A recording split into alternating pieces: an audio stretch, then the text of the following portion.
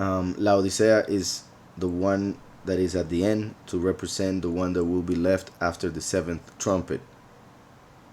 And the third interpretation of the seven congregations has to do with all congregations or doctrines that exist today. They can be, they can fit pretty much in the characteristics that are given to each of those congregations of Revelation 2 and 3. So in this case, Laodicea has to do with the doctrine commonly known as the prosperity doctrine, or doctrine of prosperity, which is pretty known nowadays, and that is kind of a sign that we are in the end times. And is also connected with the Jehovah's Witnesses, pretty much because they themselves tend to unite to that name, to that congregation, because they believe themselves to be the ones of the end times, and they don't, I guess, understand that this is actually the worst, Laodicea. And Philadelphia is the one that didn't fall like the rest, and therefore is taken to be protected in the prepared place on Revelation 12. So, in this category, we find most of the so-called megachurches, where they preach and follow the prosperity doctrine, as well as the Jehovah's Witnesses, who identify themselves as Laodicean, or the Laodicean congregation. Among these believers are the Christians of the last period of human history, who will be present for the last 3.5 years on earth, who can only enter the kingdom of Yahweh through death after refusing to take the mark of the beast. We find this on Revelation 3:14 through 22, the letter to this congregation.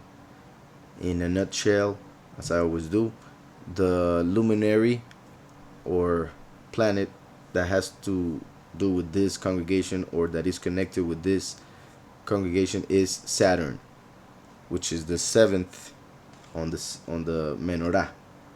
And that's why, for instance, in English, Saturday, the seventh day, was given that name in English, Saturday, because of Saturn, the seventh.